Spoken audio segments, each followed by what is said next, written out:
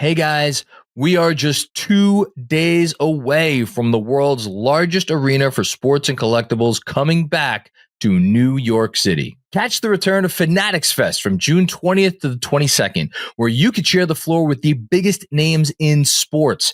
That means appearances by over 500 iconic athletes and celebrities from your favorite teams, including current and former New York Knicks legends, plus live panels and podcasts, exclusive merch collabs, a trading card area with 200 of the biggest dealers in the biz, and way, way more. Get your tickets today using the link in the description of this Knicks Film School episode you're either watching or listening to, and get 20% off your ticket price with promo code Knicks Film School 20. A great offer that has been extended until the opening day of Fanatics Fest on June 20th. Again, check the link in the description and use promo code Knicks Film School 20 for a 20% discount. When the world's greatest athletes gather in New York City, don't miss it. Hey there, Knicks fans. How you doing? It's your boy, Jonathan Macri, with you for another episode of the Knicks Film School Podcast. As I am speaking into my microphone and about to introduce my co-host for the second time in 2 days, I'm realizing I don't know exactly when this episode is going to air. So I will start by saying, hi, Jeremy Cohen.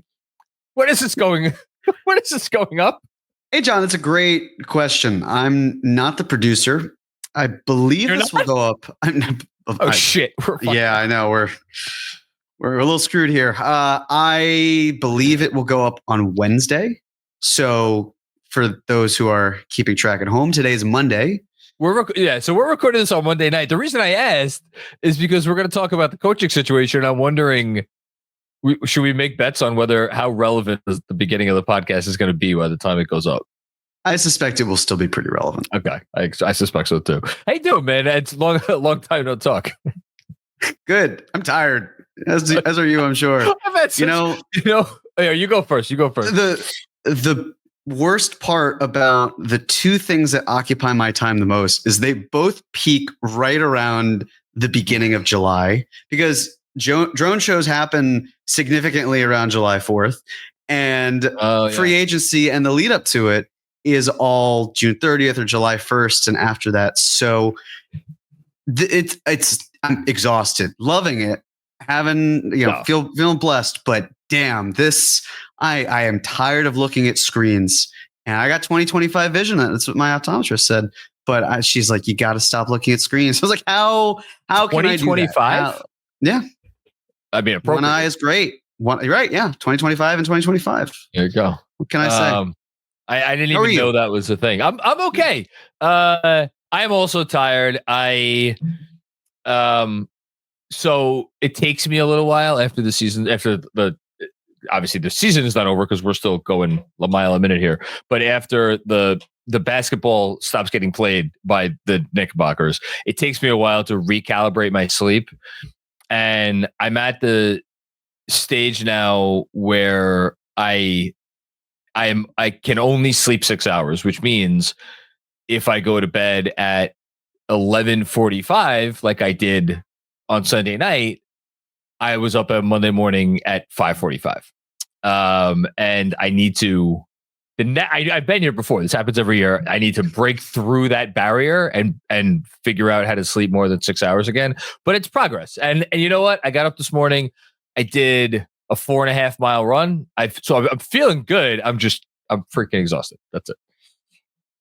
Well, I'm glad the sleep is getting a little better. That's good. It's again, bit by bit. Okay. So as the episode description has already told everybody, this is going to be primarily a Giannis Antetokounmpo conversation, which I will preface by saying, much like the Kevin Durant conversation that we just had, like our heads are not in the sand. We all read the same news reports. Like we knew before that one, hey, the KD to the Knicks thing, maybe not the likeliest thing, but there's still some useful angles that we could cover in going through the different trade scenarios, which perhaps, for me at least, explained or did a better job of explaining why we might not be talking about Kevin Durant on the Knicks anytime soon. And I think today for Giannis, maybe similar, but also maybe a little bit different. I don't want to step on your toes for anything. We'll get there in a second, but first let's talk a little bit about the coaching search, because we are now 2 weeks tomorrow, right? Removed from the decision to let go of Tom Thibodeau. 2 weeks yesterday, if you're listening to this. Time is an illusion. Cool. Flat circle. Yeah. It's been about 2 weeks. And Taylor Jenkins, Mike Brown, the ones scheduled for interviews.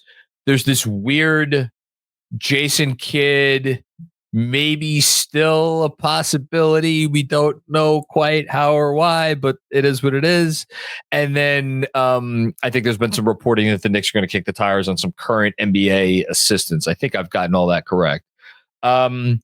We have not talked about the coaching search, so let's. We're going to do that really quickly, or I don't know how quickly it's going to be, but we'll do that now. So I'll just open it up to you. What are your thoughts on what's going on? I'm amazed at how polarizing this search is for people and for those who are reporting on it. Oh, you say that's two different things. True. I can elaborate on both, but please do. Yeah. You would think that the Knicks building themselves up year after year and improving would buy them some sort of credit, but it doesn't. Yeah. It somehow has gone completely out the window. So I'm, interestingly enough, qualified to talk about not the Knicks search per se, because I'm not directly involved in it. But I say this not braggadociously, but I say this just factually. I spent a couple of years at a recruiting firm. It's one of the top recruiting firms in the world. I learned a thing or two about the recruiting process. I still do it to this day. The idea that the Knicks do not have a plan, to me, feels crazy. Because having lived that experience, what you do is when a job is open, or when you're opening up a job, you go and knock on every door. You find opportunities wherever they lie. You look at the candidates that you feel like you are not likely to get, but it doesn't hurt to ask because you want to see how they are. You want to keep them close. My mom worked in executive recruiting for 30 years, so I've learned a thing or two from her as well. And you don't get unless you ask. It's the first boss I ever had taught me that. And that was the only thing that I really learned that was of value from that boss. But I learned it. And if you don't ask, you don't get.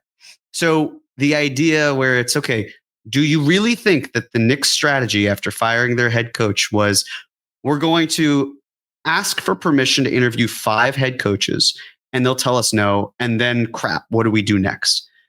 That's just not a strategy. We know from reports that they have reached out across all levels for coaches. You have your pie in the sky candidates, and you have the ones, because the unicorns that come along they're rare. That's why they're called unicorns in that world.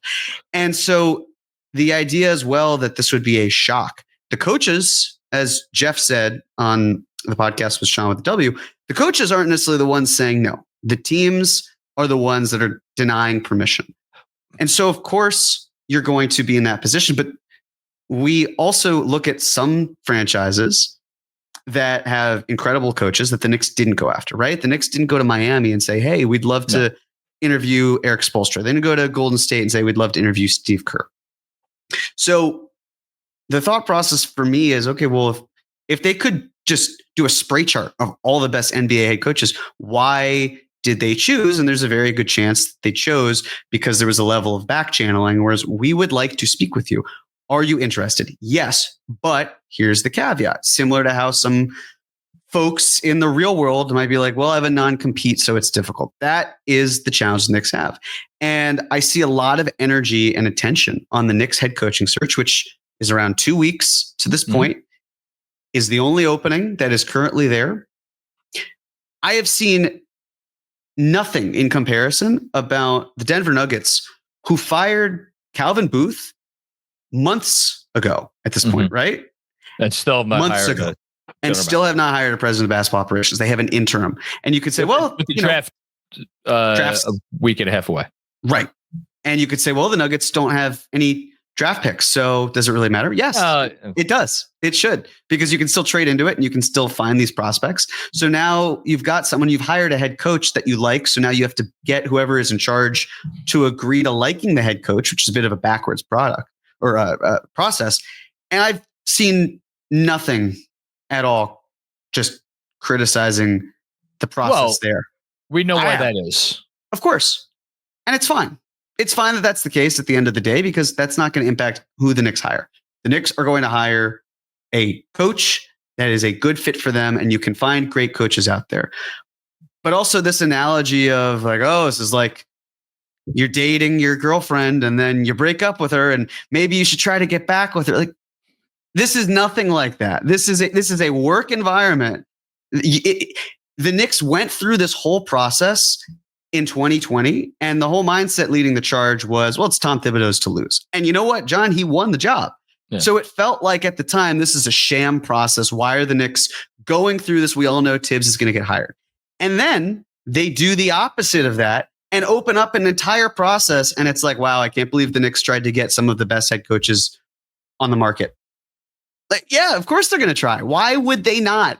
You have a win now team. Why would you not try to get the best, to be the best versions of yourselves? And, you know, your mileage may vary on how much of the best maybe one or two of those coaches is or are, but no, I really relevant. But still, like, they're going through a process, and yet somehow in folks' minds, that means this was a terrible mistake. They've never had a plan. There is no plan. I can't tell you there's a plan. I can tell you there's no plan. And I understand the English and how that might not make sense, but they're doing due diligence, and every report that we have seen indicates as such. I'll work backwards just because you mentioned his name, Billy Donovan. It's not long ago that Billy Donovan, like how Dan Hurley was discussed last summer. It's not long ago that's how Billy Donovan was discussed when he was at Florida, when there was talk of him coming aboard to the NBA. He's a damn good head coach. He just has been coaching a franchise that seems to actively pine for mediocrity. There's nothing wrong with Billy Donovan. A couple things. For one, I don't really disagree with anything you said. I do want to say a few things though. And then I'll try to say them sparsely so you could interject and give any commentary you want, and then we'll move on. So when I've said before that we know why the reaction has been what the reaction is, it strikes me that I should probably actually enunciate that, because I'm not sure if everybody understands.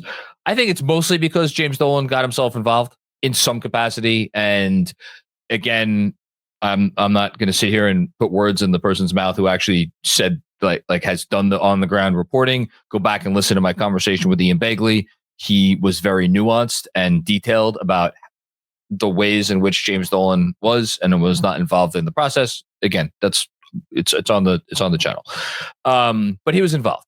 And James Dolan, the second you hear about his involvement, it is a bat signal to anyone who covers the league and to a lot of friends, frankly, that, okay, something about this process, something about this stinks. Something about this is like, this cannot be a coherent process. And then when you combine it with just the optics, which is head coach takes team that stunk for 20 years, has been good for 5 years, further than they've been in 25 years. And they fired him. The Dolan plus that part of it, I think, combined, and then the third part of it, which you've already pointed to, the fact that they did not have a candidate lined up. When you combine those three things, I think that's why you get the coverage of this situation that we've gotten. Do you disagree with any of that? Well, coach takes team for the first time in 25 years to Eastern Conference Finals. Well, I know it's not that simple. Like he has the players, he has the front office. Like there's a lot that goes into it. But that's my point. That's fine. But the fact is that he was the coach of the team that went further than this franchise has sent the team in 25 years. Whether you think he was incredibly responsible for that, or whether you think he was actively detrimental to that happening, he was the person on the sidelines. So that's why the coverage is why it is. Sure. The idea, though, that any governor is going to be 100% hands off of the team. No, this isn't criticism of what you've levied. I'm just talking about generally speaking, because when people hear Dolan is involved, you instantly go to the dark place because of years of heavy involvement. And James Dolan gave Tom Thibodeau a very nice parting gift of $30+ million. Yes. And if I'm James Dolan and it's my money, whether comparatively to the net worth I have or not, it's not super relevant. It's a factor, but at the same time, it's still $30 million as a business decision. If I'm James Dolan, I want to know why the concerns that I'm hearing are so significant that the idea of taking that head coach who led the team to the furthest point that they've been, that I'm going to be comfortable saying, hey, you know what? I'm going to give you all of that money and you don't have to do a thing. And with all that happening, I'm exposing our franchise to exactly what we're talking about, to then go through and find a replacement who has pressure to come in here and change up a team that just went to the Eastern Conference Finals and prove to all of these other people that the decision we made was a good one. As opposed to completely trusting Leon, you do the exit interviews, you talk to everybody you got to talk to. If you tell me I got to hand Tom Thibodeau a $30 million going away present, I'll hand Tom Thibodeau a $30 million going away present. He wanted to hear it from the horse's mouth, which I think is fine. I think we will never know how much further, if at all, I want to be very clear about that, it went than that. It's neither here nor there because ultimately, and this is my main point, it should be clear, I think, to anyone who's been paying attention, that Tom Thibodeau and this particular roster were maybe not a match made in heaven. And when I say this particular roster, I do mean that there are probably some players in particular on this roster who are going to be here for a little while, and it just wasn't happening.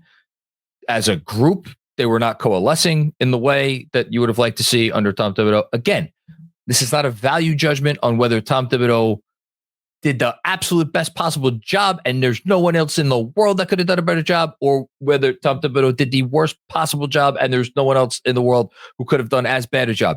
It didn't add up this year. So between the missing synapses between him and the roster, and then a fairly clear, to me at least, disconnect between Tibbs and the front office. The fact that the Knicks fired the head coach that happened to be in the seat that took them as far as they did without having someone specific in mind is not something that deserves to be criticized. It's fair. In fact, I think it's actually representative of a healthy organization that they decided, you know what, even though we don't have the person lined up for the job next, we still feel so strongly about this that we're going to do this. Now, might there have been stuff in the process that makes it look less pretty than I just described? Absolutely. I don't think it changes the fundamental fact of the matter that this was a situation that had probably run its course. And if something runs its course, you eliminate it and then you worry about tomorrow. So I think we're on the same page with that too. Absolutely. Okay. And then the last part of it, the search for the coach, again, I completely agree with you. Turn over every rock. Look under every rock. The fact that they haven't hired or reached out to Miami about Spo and Golden State about Kerr and Oklahoma City, I guess, about Dagnall. I'm sure I'm missing a few others. Boston, Missoula, that's just them knowing, like, if there was a 1.8% chance that Chris Finch was going to turn around to his team or his front office and be like, you know what? I actually would like to speak to those Knickerbocker fellows about their job opening. That was a 1.8% higher chance than the Knicks knew they were going to have with Spo or Kerr. And there's no shame in that. And like I've joked about it a few times. Do I care that they haven't reached out to Miami about Small? No, I don't. I don't give a shit. I think it would be a waste of their time and a waste of everybody's time. The fact that they reached out to the teams for the coaches that they did, I would assume that meant that they thought internally they had a chance, that those coaches would go to their teams and say, hey, I at least want to hear what those guys have to say, and maybe get those coaches to put a little pressure on their organizations. Now, what can that manifest in? It can manifest in a lot of things. It can manifest for Billy Donovan in a new contract or extension he's reportedly going to sign. So that to me is an indication. I don't know if this is too far afoul of what actually happened, but that to me is an indication that Billy Donovan probably had some very frank conversations with the Bulls front office. It was like, hey, I actually may want to go talk to those guys unless you incentivize me not to. And then they do what they did. So now, did Udoka or Finch or who am I forgetting? Quinn Snyder? It doesn't seem like any real pressure was put on those teams, which is like, again, there's no harm in trying. With Kidd, the fact that we're still sitting here talking about Kidd as a possibility, or at least that's what I don't want to speculate on where the Knick beat writers have gotten their sourcing from, but wherever they've got it from, the fact that is still out there says to me that there is at least a small part of Jason Kidd who wants to see where this road leads, which is, hey, that's a good sign. And then, the Mike Brown and the Taylor Jenkins of it all, like that. That's great. I like those are, again, good candidates. I'm surprised that we haven't heard Vogel's name.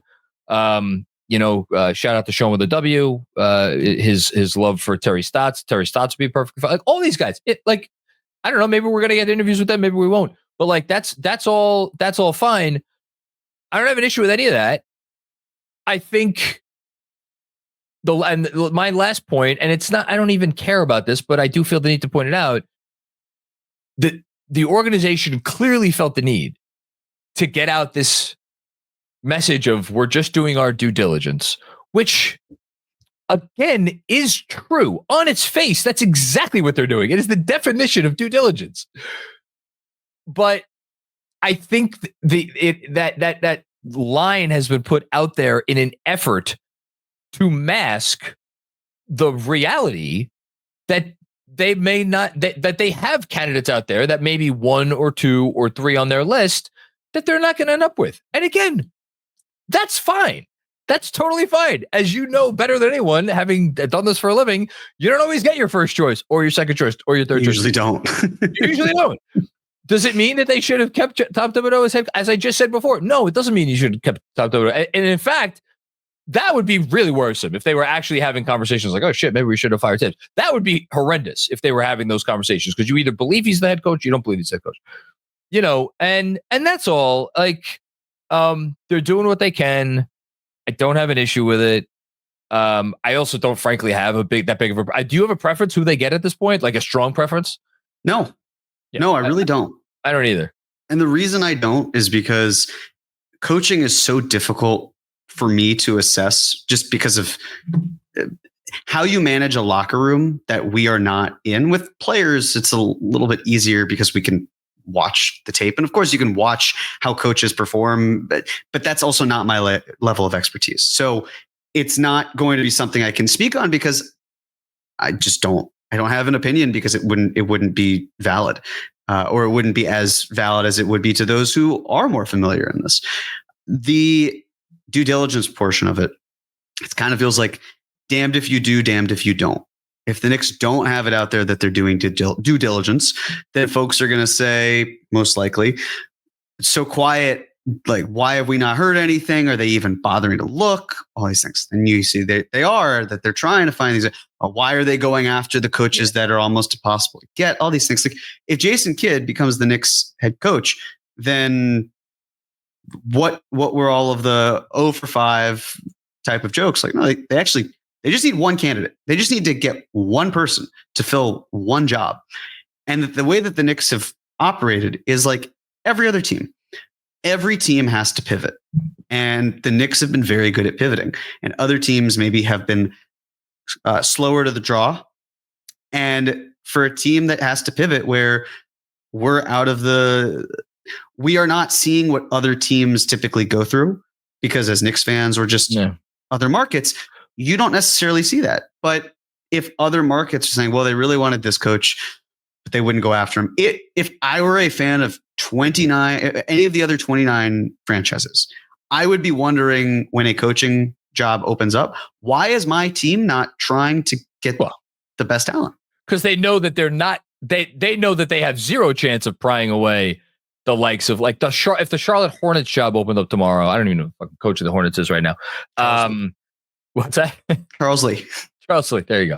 If that job opened up tomorrow, or the Wizards job, or even some good teams, like I don't like Jason Kidd's not having that conversation. There is a certain cachet that comes with coaching in New York, and there's certainly going to be a lot of money that comes with whoever winds up with this job. Sure. Now, all that said, the notion that the Knicks job right now, with the pressure that's going to be on this coach in this media market and the expectations that are there, the notion that it is like, I don't think it's a top 5 job in the league. I think is it a top 10 job in the league in terms of like, if you asked like the 10 or 15 or 20 best coaches out there, some retired, some working, whatever, like rank the jobs in terms of total desirability, everything considered, like literally everything, roster, expectations, fucking commute to work. I'm kidding, but I'm not kidding. Like all the things, all the cost of living, whatever. Like, where would you rank the jobs? I think the Knicks would probably be off the top of my head, somewhere around 10, 8, 12, 10, something like that. You look surprised because I'm assuming you think it would be higher on the list. I don't. Well, I think it's lower if you think that the coach was the reason, or a primary reason for why this team went as far as it did. Because what I see is a contending team, and it's a team that I thought got further than it did, and that was my own expectations, but not necessarily. I don't look at it and be like, well, the Knicks advanced because of the coaching. I look at it as the Knicks advanced because they locked in during the playoffs. And we know that the lineup that played overwhelmingly, which was managed by the head coach, who did plenty of good things. We've been over that. We don't have to litigate or relitigate the Tom Thibodeau experience, but I see a team that was maybe not as optimized. And if there's a coach out there that is thinking, well, I don't want to handle the pressure, this job's not for you. Oh, the city is not for you. 100%. So, but that's the thing. It's, do you want to coach one of the best teams in the NBA? And if the answer is no, you're not the right person for the job. And if the answer is yes, and you're qualified, then it's worth having more conversations. But I don't know where these 9 or so other teams, how, okay, you want to go to Miami instead? It's a great lifestyle down there. No, I don't think Miami team's middling.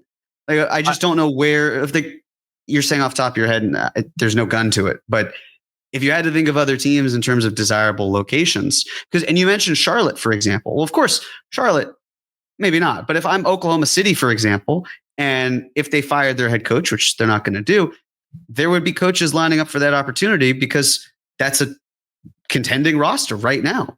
So it really depends on where you are in that moment, why you want to go to that place. It's a coaching carousel.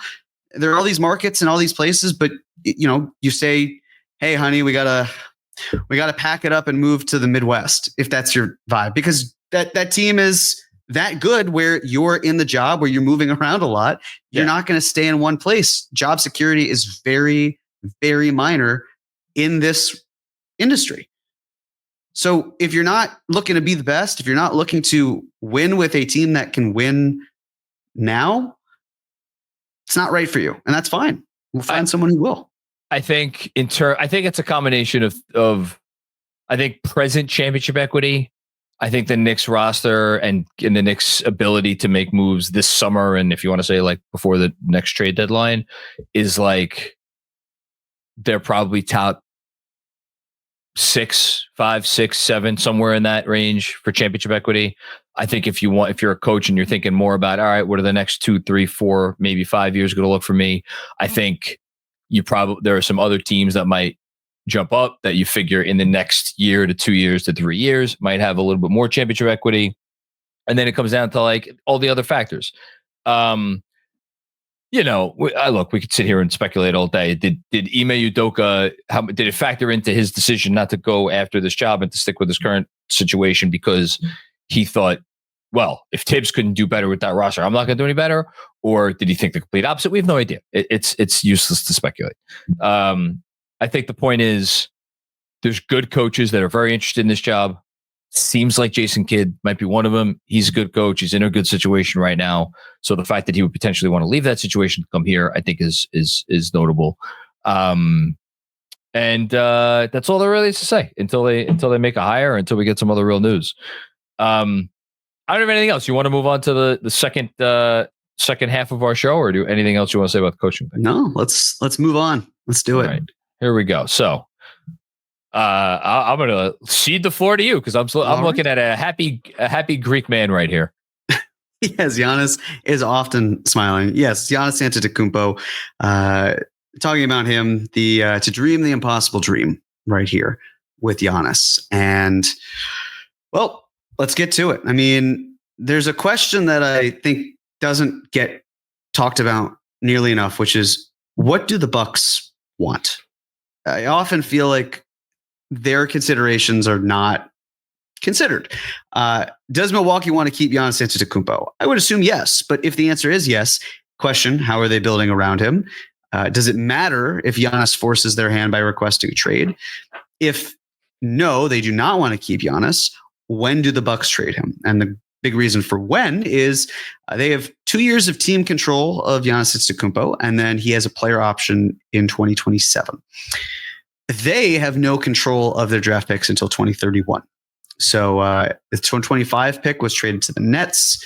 The 2026 pick is a swap with the Pelicans, where the Pelicans get the better pick. 2027, it will go to the Pelicans or the Hawks. 2028, the Blazers can swap. The first three are because of the Drew Holiday trade. And then the Blazers swap is because of the Damian Lillard trade, as is the 2029 pick, which was traded to the Blazers. The Blazers also have 2030 swap rights. And this summer, the Bucks can trade the 2031 swap, and they could trade the 2032 pick. So if they wanted to trade the 2032 pick to add talent around Giannis, they could do that. But it's certainly bleak if you are the Bucks from a how do we build around this player with future assets perspective. I mean, Damian Lillard probably won't play basketball next year, and he's making over $50 million. And he's a 30-whatever-year-old small guard. They have how many more years and dollars left of Kyle Kuzma? Kyle Kuzma was not a bad player, but he is ostensibly now your second best player. So I don't know, man. If Kyle Kuzma is your second best player, it's probably not exactly where you want to be, but nope. Yeah, it's tough. And the other thing to mention is that the Bucks do have access to the 2033 pick after the draft, and the year after that, they'll have access to the 2034 pick. So they'll have access to the 2033 pick after the 2026 draft. Correct. So if they wait a year and then 2026, so they can kick the can down the road a bit, but I want to get back to the concept of a gap year for Milwaukee, because I think that's interesting. But I promise you we'll get to that. We'll get there. So let's just look at the personnel for the Bucks. They have 2 rotation players under the age of 30 who are under contract right now. They finished the 2024-25 season below the second apron. That was part of the Kuzma Middleton deal that helped them get under the second apron. They could go above the second apron this season if they wanted to, and they wouldn't have any draft penalty as a result. They are, by my count, $25.7 million below the luxury tax. That's 9 players, and that includes the player options of Bobby Portis and Pat Connaughton. I'm assuming, based on intel that was public, that Kevin Porter Jr. will not take his player option, will decline it. I would agree with that. If that's the case, then they are $30.7 million below the first apron and $42.6 million below the second apron. So there's money to be spent here. Mind you, it's not cap space for those listening at home, but there's money. So what would that money be? Well, they could have $14.1 million for the non-taxpayer mid-level exception, assuming they do not go over the first apron. And they could also use the $5.1 million biannual exception. They could use that $14.1 million on a player, or they could use it on several different players. They could use both the non-taxpayer mid-level exception and the biannual exception. That would be $19.2 million, which means that they would still be, quick math, $11.5 million from the hard cap at the first apron. So they can add talent in the free agent market. There might not be a lot of it, but there are avenues for them to add good players around Giannis Antetokounmpo in free agency.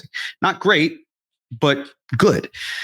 Damian Lillard, as we mentioned, likely out for the season. But there's a question here of, could he return for the playoffs? That would be about a year that he would have had off. It would be tough to bring him back to speed that quickly. So it could be a gap year for him. But also, if he's healthy and if he's able to play and you can have him as a shooter, there will be rust there, of course. But is he at least an option when you need him most? It's not the most enviable situation, but tearing your Achilles, nothing good really comes of that anyway. Yeah. No, again, I'm already they could get a good player for $14 million. They could get a good player for $5 million. We just went through a bunch of good players last week that we think the Knicks could get for $5 million. I'm sure there's someone out there who would want to go play with the, second or third best player in the world for $5 million. And I will just say, Giannis plus a competently built roster, even without a second star, you could win 50 games in the East, and you could get home court in the play. You could win a playoff series, and then who knows? Crazy shit happens. So yeah, it's not ideal, but it's also not, I think, as dire as maybe some are making it out to be. Again, if the goal is we want to at least, not have our hat in the inner circle of the ring, but in the next ring outside that ring. And I'd say the two things, if I'm Milwaukee, number one, Jason Tatum also tore his Achilles. So I see one team that will not be as much of a threat most likely next year, which gives me a little bit more of a pathway to showing Giannis we can build around you. The other being, okay, you can trade Giannis for more now than you would in a year because you have more team control and he's younger. But for what? For the opportunity to maybe one day get a player who is better than Giannis Antetokounmpo, or the picks that will then lead you to being in a position that's better as a team, but also led by a player who's even one step below Giannis. It's just, if you have that level of talent in the building, you do everything in your power to not let that player leave. I don't want to. I think that's a fallacy in terms of are you going to get more for Giannis today than you would get next year? I think it's a fallacy, and here's why. Giannis, no team is going to trade for Giannis. This is not a Kawhi Leonard in 2019 situation. This is not a Kevin Durant in 2025 situation. No team is going to trade for Giannis without knowing that Giannis wants to spend the rest of his career with that team. They are only going to trade for him if he is willing to sign an extension with that team. At that point, you're because of that, I don't think it matters that there's an extra year of team control. There would be an extra year of team control right now versus a year from now, because the team that trades for him is going to know that he wants to be there. Unless they say, hey, we do have an opportunity to win a championship. I don't think you're going to, for what they would need to give up. I just don't think you're going to get a team that's going to have that level of that there's going to be any doubt on their part. Maybe. Unless Giannis makes it known and I don't think he'd do this. I get this really getting into the weeds already. I don't think he'd do this, but unless Giannis made it known publicly, I am not signing an extension, or I'm not even considering an extension at this point with any team the Bucks trade me to. I am going to enter my free agency. I'm going to exercise my player option. I'm going to enter my free agency in 2027, and I'm going to listen to what everybody has to say, and I'm going to go where I want to go. Unless he said that, I don't. I think the only team that would trade for him would want to know that he would want to be there.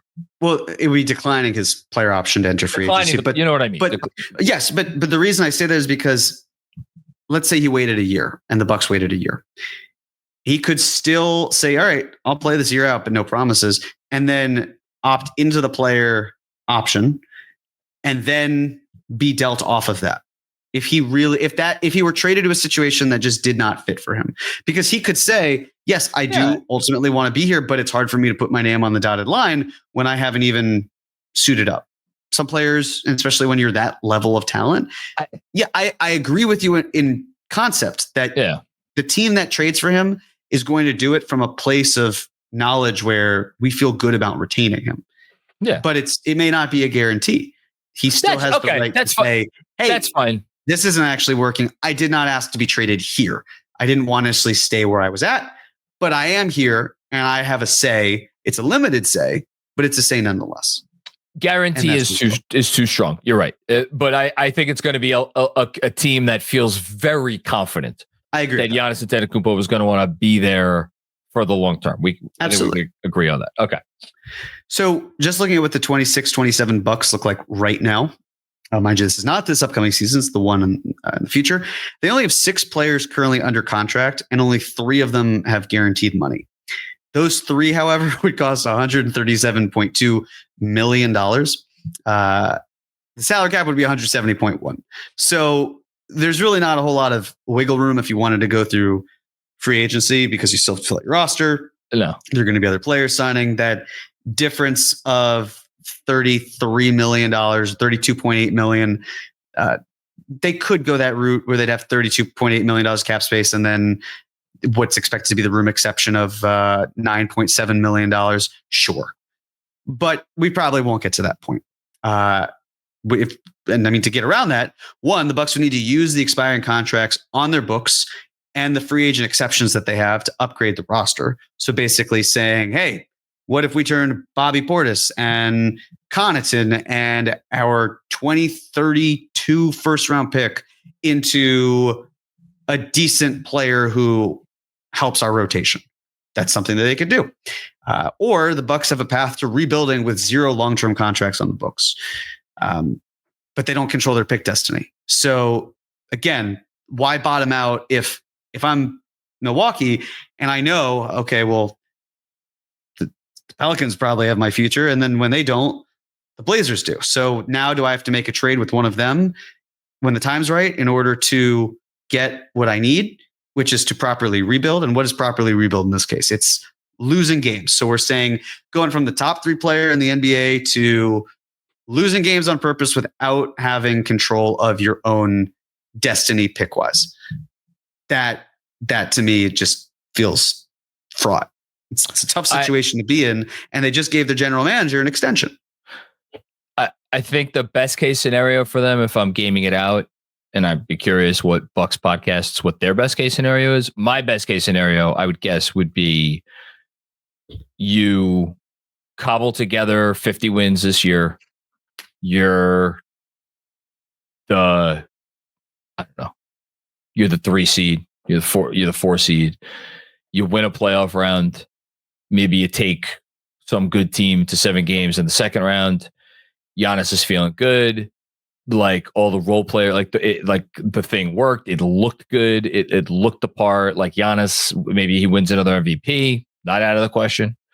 And then next summer, in the summer of 2026, you try to flip what will then be Dame's expiring contract. I'm assuming expiring contract because he has a $63 million player option that I would wager he's going to want that money.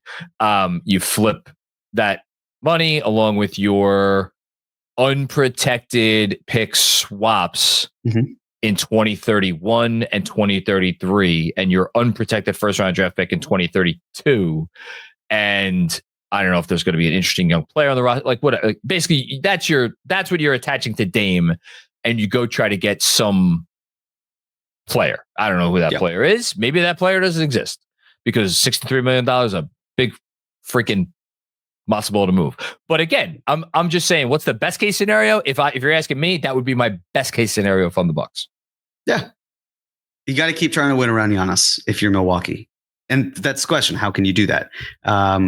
Well, if you can't, let's look at some superstar trades for past precedents and what you would get back. Luka Doncic. And these are looking at players in the last 5 years, superstars, these or similar caliber based on where they are. Your mileage may vary on the spectrum of how superstar-y they are, but bear with me here. Luka Doncic had 1.5 years of team control. He was traded with Maxi Kleber, Markieff Morris, and a 2025 second for Anthony Davis, Max Christie, Jalen Hood-Schifino, 2029 first, and a 2025 second. That's, of course, the first time that two reigning all-NBA players were traded for each other mid-season. Of course, Luka Doncic trade is always going to be baffling, but it did yield Anthony Davis, who is an all-NBA player, who has, again, this isn't the trade that I would have made. Like many people, it's one thing to shop Luka Doncic. It's another thing to zero in on this as the move, and that's that. Donovan Mitchell. He had 3 years of team control. He was traded for Colin Sexton, Lauri Markkanen, Ochai Agbaji, 2025 first, 2026 first swap, 2027 first, 2028 first swap, and a 2029 first. Certainly a haul. And the Cavs, despite flaming out the playoffs, won, 64 games this past season. They did incredibly well, and they found a way to say, yeah, those picks in the distant future, we'll be fine. Well, we can live with sending all of these picks out because the level of talent we are getting is better than what we would be getting with these picks. Anthony Davis. They had 1 year of team control, the Pelicans. They traded him for Lonzo Ball, Brandon Ingram, Josh Hart, 2029 first, which was the 4th pick overall, 2022 first, and 2025 first. James Harden traded with 1.5 years from the Rockets for Jarrett Allen, Karis LeVert, Taurean Prince, Rodion Kurix, 2021 first round swap, 2022 first, another 2022 first, a 2023 first swap, 2024 first, 2025 first swap, 2026 first, and a 2027 first swap. This trade, based on what the Nets were doing with Harden, Durant, and Irving, was working. They were doing great. And then other factors got in the way, non-basketball largely. And that was that. That put a final nail in the coffin. And then, of course, James Harden, half a year of team control going to Philadelphia for Paul Millsap as well, for Ben Simmons, Seth Curry, Andre Drummond, a 2022 first and a 2027 first. It's funny to it's a reminder to any of our younger fans who may have been born in the last 5 years. James Harden was once an MVP, which is what explains the first trade. And if you're looking at the second trade, Ben Simmons was once a really good NBA player. He made it all. What a difference a year makes. Yes. And then Ben Simmons was salary filler. Oh my God. Kyrie Irving, also half a year of team control, give or take. He and Markieff Morris were traded for Spencer Dinwiddie, Dorian Finney-Smith, 2029 first, 2027 second, and a 2029 second. And then finally, Kevin Durant, 2.5 years of team control remaining. Kevin Durant, TJ Warren, and Cash for now current Nick Mikal Bridges, Cameron Johnson, 2023 first, 2025 first, 2027 first, 2028 first swap, 2028 second, 2029 first, 2029 second. So the other thing to consider, age. These players, when they were traded, well, Luka turned 26 that month. Donovan Mitchell turned 26 that week. Anthony Davis was 26. James Harden for the first trade was 31. For the second trade was 33. Kyrie Irving was 30. He turned 31 the next month. Kevin Durant was 34. Giannis is 30. So even with the team control conversation we had and the age, like whatever you'd have to give up, enormous, earth-shattering, just gigantic. Now, the difference here, the only thing I'll say is all of these players could shoot. And that is a key drawback, of course. Yeah. Giannis does a lot of amazing, incredible things. He has carved out a Hall of Fame, and that's underselling it, career. Nice. I don't know how much further you get the Hall of Fame, but He's whatever it is, 20, he's a top 20 player ever. Without having to really shoot. So you live with it. But just with all that said, the quantity of like how you're able to get to that point, what you have to give up is still massive. The only name on this list that you would put as a trade asset having more value than Giannis right now is Luka, which is ironic because Luka went for like less than pretty much all of these guys. But that's a Nico Harrison problem. You know, and again, of course, if you listen to people talk about or Nico Harrison talk about Luka off the court, then he has less value than any of these guys. A quick word from our friends at Cornbread. If life's been a little crazy lately, one thing that might help you unwind, well, it's something that helps me unwind, and that is Cornbread Hemp's CBD gummies. If you're looking for a natural way to relieve aches and discomfort, I bet you Karl-Anthony Towns could relieve some ache and discomfort as he was sprayed across his team's bench yesterday. The CBD gummies from Cornbread Hemp are formulated to work with your body, whether it's 7 feet tall or like me, which is barely 5 feet tall. Not against it. I'm not as young as I once was. I care a lot about maintaining my physical and mental wellness. So that's why the CBD gummies are a great plus for me. They're formulated to help relieve all of your maladies, discomfort, stress, sleeplessness, whatever you got. And don't forget, all products are third-party lab tested and USDA organic to ensure safety and purity. Right now, Knicks Film School listeners could save 30% on their first order. Just head to cornbreadhemp.com/KFS and use code KFS at checkout. Again, that's cornbreadhemp.com/KFS and use code KFS at checkout. So let's just talk about Giannis for a moment. Turned 30 years old last December. Has finished in the top 4 in MVP voting every season since the 2018-19 season. It's just astonishing how awesome he is. He's under contract, as we mentioned, for 3 more seasons, 2 of them team control and a player option. The question of what does he want? Now, John, you talked about a gap year. Giannis said this in September 2023. I'm a winner. At the end of the day, I'm a winner. I want to be a winner. Contracts, fame, status, comfort zone does not matter to me. What matters at the end of the day is that Larry O'Brien trophy right there. That's what matters. I don't want to be able to get stuck in this lifetime to keep on talking about the same story. Oh, we went to game 6 of the NBA finals. We won. We were down 2-0. We came back, won 4 games. I'm tired of hearing the same story over and over again.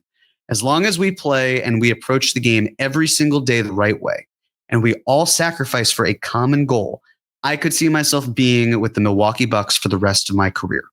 But the moment I feel like people are not committed as I am to get that golden thing, for me, it's all about that championship. And I want that. If the Milwaukee Bucks are on the same page for the rest of my career, great.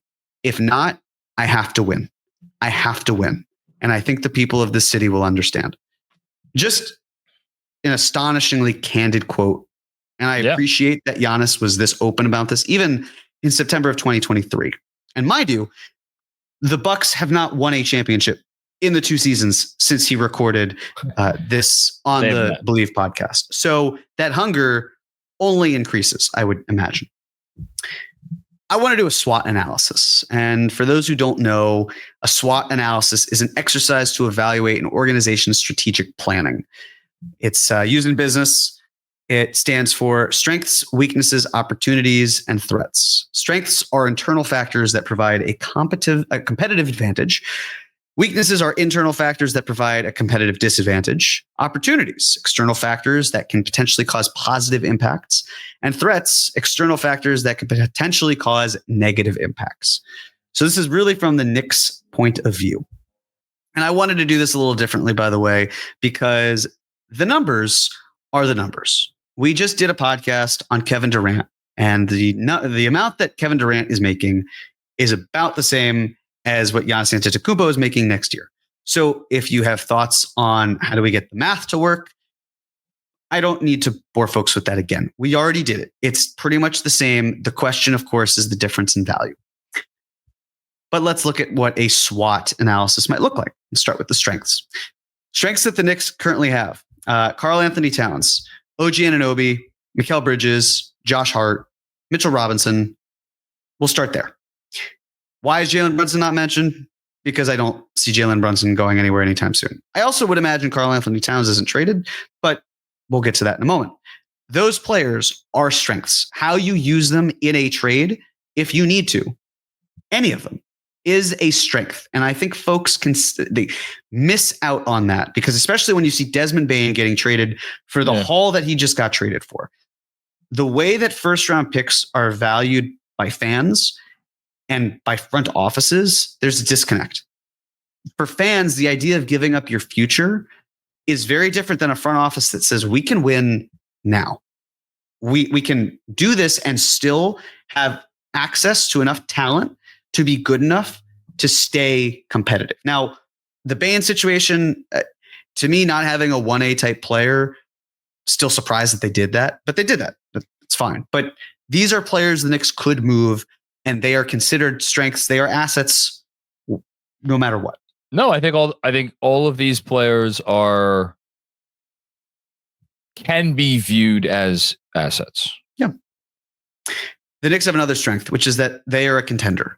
Contending status, and also being in a big market, really important. Those are things that, even if they don't feel like they matter when you live in it, it's important when it comes to attracting others and their services.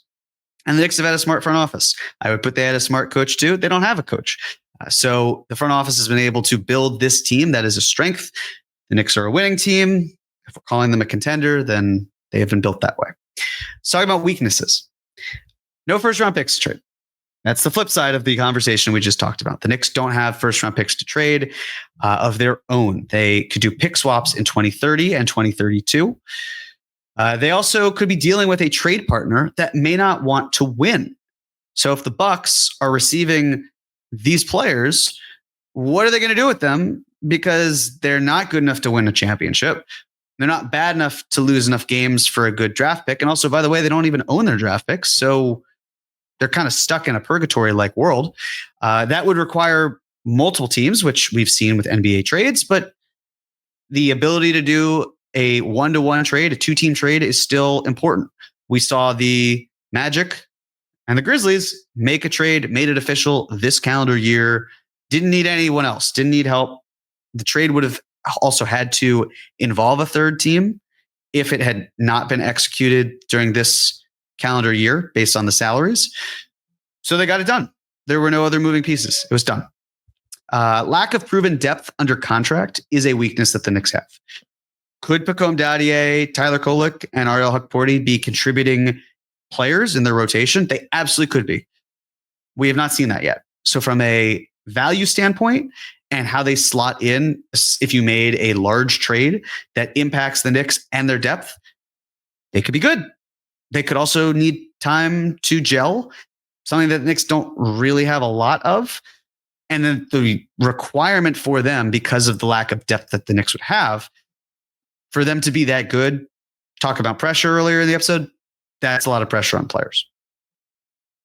Any thoughts before I continue with the external factor? No, I mean, I think you, and again, it's notable that this is the picture today. Mm-hmm. A year from now, we'll be able to, the strengths probably increase a little bit. Although, you know what, you never know where all those players are going to be a year from now. And you're going to add a little bit to your pick package. Absolutely. Opportunities. New head coach. The opportunity to hire a new head coach is something that is a good opportunity for the Knicks. At least that's certainly what they have determined. Antetokounmpo requesting for New York, as you talked about, John, or not wanting to be in other cities. That would be an opportunity. The Bucks are under no obligation to honoring that request, but with the right level of pressure, does it help? Does it dissuade other suitors? It very well may not, but that is an opportunity that would be afforded to the Knicks. And then, of course, attracting veterans on minimum deals. If a team or if players were to say, wow, you got Giannis and Brunson and maybe Cat, we'll get into that. that's a team that I want to play for. I'm comfortable taking less money to help win a championship because those players can also put me in the best position to succeed. And maybe I can make more money elsewhere next summer. And then we'll talk about the threats. The Bucks don't have to trade Giannis Antetokounmpo. That is a major threat for the Knicks. They don't have to do it. They're under no obligation. Even if Giannis says, I don't want to be here, the Bucks don't have to move him. And other teams, they can make much better offers, or they certainly can on the surface. A lot of that then goes to that opportunity. Does Antetokounmpo, putting his thumb on the scale, does it actually do that? Does his threat per se of wanting to play in New York help push the Knicks in a way that other teams wouldn't get that push? Maybe, but it also may have no bearing on Milwaukee whatsoever. Yeah, I mean, so I have a theory about why Giannis has not requested a trade this summer, which I don't know if now is the best time to pose that, or maybe I'll save it. Save it. I'd love to hear it. Non-shooting big men, they don't age very well, typically. That's not to say that Giannis cannot age gracefully, but that is a threat. Injury, age, mileage, and then injury risk. Speaking of, that's a concern. John, do you know how many playoff games Giannis Antetokounmpo has appeared in the last 3 years? Probably count them on. It's a single digit number. I know that. It is. It's 8. Yeah. Played in 3 and then got hurt and then missed the entire playoffs last season, which was only 1 round. And then, of course, due to factors that were out of his control, the Bucks only played in 5. Yep. So, but still, those are some injuries and concerns. You're placing a lot of risk in someone who has some threats because he's not a perfect player. No player really is. And for example, when you look at the worst shooters of the NBA last year, this is total points added on pull-up threes, catch and shoot threes, free throws, and long twos. Giannis was number 1, and you do not want to be number 1. Ironically enough, Kyle Kuzma is listed 3rd. Second was Castle, who is a rookie or was a rookie. Scotty Barnes is 4th, and then Russell Westbrook is 5th. You will see on this list that there are no Knicks because the Knicks care greatly about threes and mid-range and those types of opportunities. So this isn't a reason to say, well, the Knicks should have no interest or a team should have no interest in getting Giannis. If that is your takeaway, you are looking in the wrong direction. It is merely pointing out, hey, based on play style, which of course can be adjusted, and that's fine. You build the right players around Giannis, you're going to be fine. But if something were to happen to Giannis, and you could say this about a lot of players, where, hey, if they were hurt and they lost their best ability, would they be a great player? I mean, probably not, because they're losing their best ability.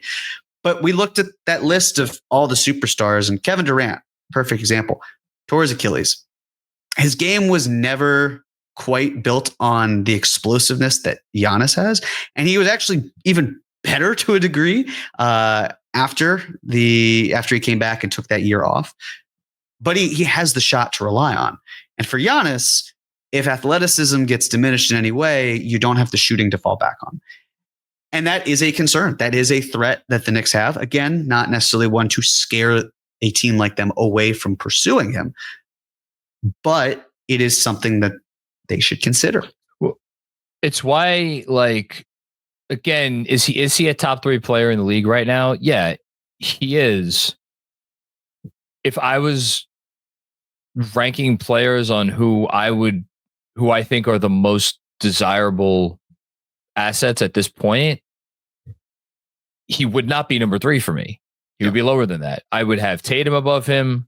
I mean, Wemby obviously goes sure. But even if you just factor present day in, like, he's after Jokic, he's after SGA. Tatum goes above him for me. Even with the injury, though? Oh, well, yeah, I guess because of the injury, that maybe no. But okay, so forget that. But like Anthony Edwards, is Giannis a better player than Anthony Edwards? Yes, he is. Anthony Edwards, you could put on any team in the league, and there are 0 compromises that team has to make. He shoots the lights out of the ball, and he can defend. Because of who Giannis is and because of the position he plays, which is to say you do not want Giannis to be your full-time center, you have to like make some interesting compromises to maximize him on your roster because he's a non-shooter. And more than that, like they went out and got him the guy that was supposed to be his perfect pick and roll partner.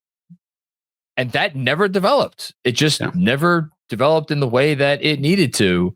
And I think there are, at this point, at the very least, questions about like how easy it is to just plop Giannis next to any top, 10-ish point guard in the league and be like, okay, go make magic now.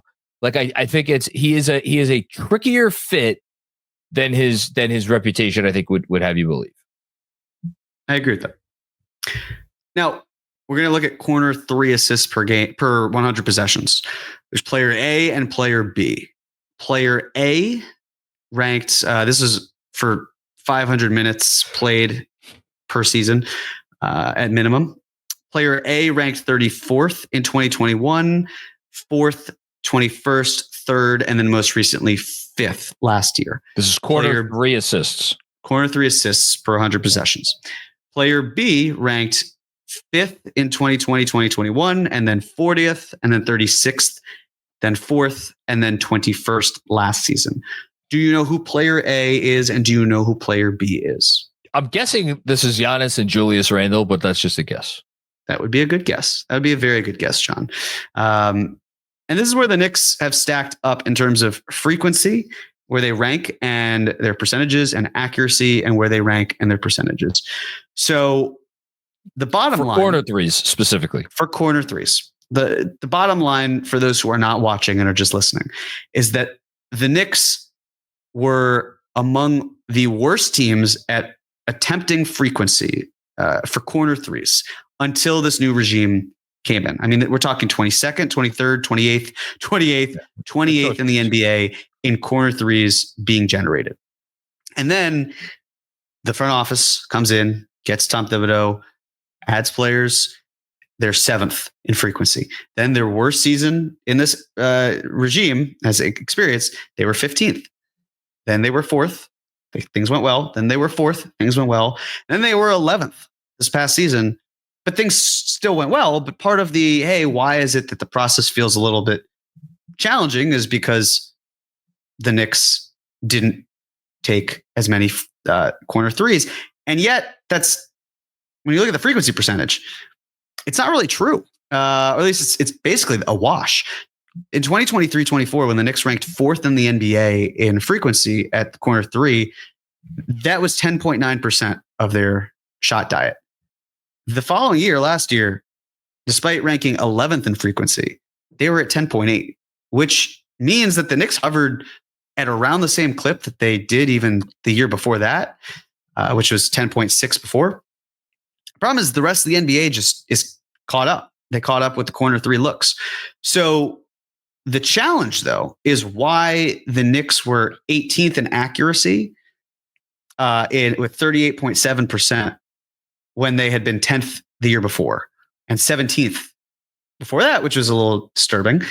And of course, the 10th getting someone like OG Anunoby, who is an elite corner 3 shooter, that helps. But when you look at this team and you look at having OG Anunoby, who's elite from one corner, and Mikal Bridges, who's elite from another, and then Jalen Brunson, who's very good at not just finding, but shooting from that spot. And Deuce McBride, who can hit those shots. It's puzzling that the Knicks weren't able to capitalize on that. And so if you're talking about fit, or how Giannis would fit with a team that did so well with Julius Randle as an engine finding guys in corners, it's easy to see where, as you talked about, you need to find that right fit for Giannis, why that would be a place like New York. If the Knicks were to revert back to, let's generate more corner threes and better looks. Yeah, I think I'm not worried about their corner 3 percentage this year. I think some guys were a couple percentage points lower than you would expect them to be. Josh Hart shot 29% from the corners this year. That's obviously very bad. Not worried about that. But to your larger point, Julius Randle, great at generating corner threes. They didn't have Julius Randle this year. So exactly. Here's a question: Could you trade a draft pick in July? The circle on the right, which is supposed to say yes, is 27 teams, and the circle on the left that's supposed to say yes has 27 teams. The circle on the right has 3: the Knicks, the Suns, and the Timberwolves. Those teams cannot trade a pick this year.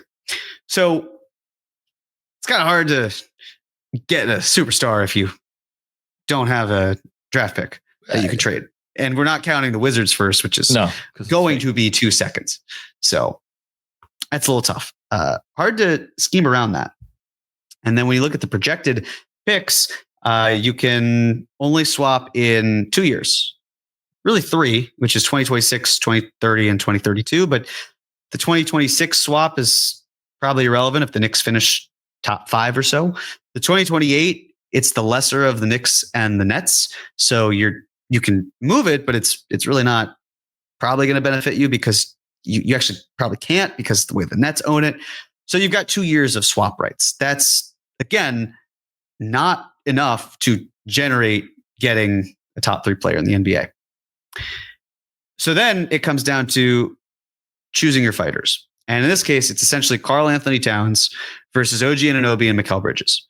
That, to me, if we're even talking about getting in the realm of Milwaukee picking up the phone and not hanging up immediately, or rather, I should say, Milwaukee screening your calls. How do you at least get them to say hi? What do you want? It's then this premise. And basically what you're saying here is it's a complementary piece that the Knicks have, and Karl-Anthony Towns would be perfect next to Giannis Antetokounmpo versus these valuable wings, because the league loves wings. We saw the trade for Mikal Bridges. We saw the trade for Desmond Bane. You can get a lot out of that. It's an important archetype. But to me, there is no world where it's, you move OG and Mitch and Hard. That doesn't happen with Giannis. It doesn't hurt you. Nothing of what I just said, that trade really hurts people. You could say, I don't want to move Mitchell Robinson, or OG Anunoby is really important. It's a top 3 player in the NBA. You're going to have to give up something that really hurts you. So it's one of these combinations. And even then, the idea of one of these combinations being enough, I don't quite see it, because Anunoby and Bridges have 0 all-star appearances between the 2 of them. So trading for a superstar, even with the gaggle of picks that you would get if you traded to, Anunoby to one team, Bridges to another, and sent them over to Milwaukee, what is it really getting Milwaukee that's of substance? What do they get to walk away from that trade feeling like, we traded a superstar and we got a superstar return? That's not it, even with pick swaps. So it would have to be at least a 4-team trade, and other teams can simply offer more than what that is, especially because we just saw what the picks were. And just as a reminder, the price for a generational talent in his prime is going to be massive. And New York is not set up to pay that price right now. They're just not. At least not unless they did Karl-Anthony Towns and draft swaps and then traded other players. Of course, you have to do a big 3-team deal. It's like, you send Cat to, the Pelicans, and you say, hey, send those picks back up to Milwaukee, and then you trade other players on your roster to generate enough assets. And then what are you left with? You're left with Giannis and Brunson. That's great. But you also need to carve out a team around that, which is really tough to do. I don't want to sit here and say it's completely impossible. Don't even think it. But it's so difficult that the amount of earth that needs to be moved just to get that to work is it's more than just heaven and earth is how I would put it. Galaxy. So I'll give you my theory now. Yes. I think Giannis, if he's not in Milwaukee, he only wants to play in a select few places, and those we've heard. I don't know if we've ever heard it from like one of the big boy reporters, but like we've definitely heard it whispered that it's like New York, Miami, maybe LA. I'm assuming it's LA, because who the hell wouldn't want to play in LA? For the Lakers, of course. Well, I don't know. Maybe we'll play the Clippers too. The Lakers are in. I mean, they made their trade. They have Luka Doncic, I guess we shouldn't put anything past them to trade for another top, 5 player in the NBA. But I don't think the Lakers are quite in that position. Maybe I don't know. Maybe I shouldn't say that. No, it'll be tough. It'll be tough, especially if LeBron opts out. Yeah, it's not. It's so. I think LeBron looked around and said, even if the Nets could give enough to Milwaukee to make them Giannis, right? Not LeBron. Giannis. Okay. I think I think Giannis looked around this summer and said, yeah, the Nets could probably cobble together enough to make Milwaukee happy. But do I really want to play for that decrepit Nets team? What would be a decrepit Nets team next year? No, I don't. And the Knicks don't have enough to trade for me right now. And Miami doesn't have enough to trade for me right now. A year from now, maybe look at Miami. Maybe Khalil Ware turns into, maybe he's the second coming. Maybe that's clear by next year. Brooklyn, a year to maneuver, see what they can put together. They obviously have a pick. Like, where are they in a year? And then in a year from now, the Knicks' current best offer, which is 2 distant swaps, all of a sudden becomes 2 distant swaps and an even more distant unprotected first. So it at least opens the door. I think basically he looked at the situation and said, none of these teams that I actually want to play for could trade for me right now anyway. So let me stick it at Milwaukee for a year. And this is why I made the point that I did earlier in the pod about, I don't think if you're the Bucks, it's really going to change your trade return all that much by waiting a year. And I think your best offer that would be there today, there's a possibility maybe that best offer gets even better in a year. And I wouldn't put it past them. So that's what I think Giannis is thinking. Do I think the Knicks are likely to end up with him? No, I don't. I think they would love to end up with him. I don't think it's likely. But I also, like you, I do not think it's impossible by any stretch of the imagination. Yeah, I agree. I hear what you're saying. There really isn't anything I find fault with. And so in conclusion, will the Bucks trade or keep Giannis Antetokounmpo? If they do, and the Knicks are come calling, I mean, it's Cat versus Wingstop at that point. It's Cat plus other assets could be enough if the right partner or partners is or are found.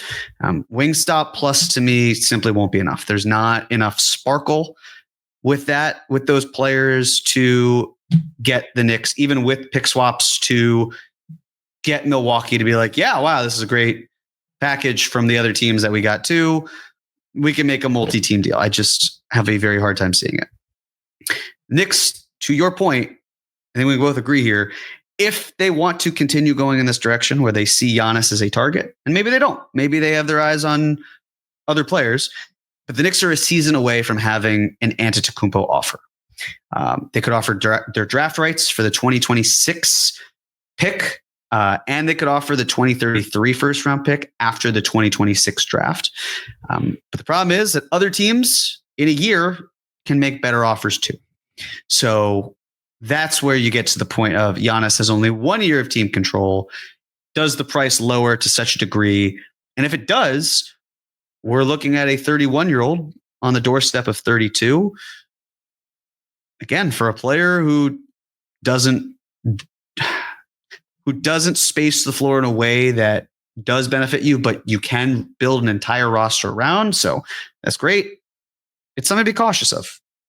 There's no guarantee with him, but of course, if in a year we're still having this conversation and he's healthy and things go well, how could you not look at this again and say, well, let's revisit this now that there's more of an opportunity for the Knicks to do something with their ammo.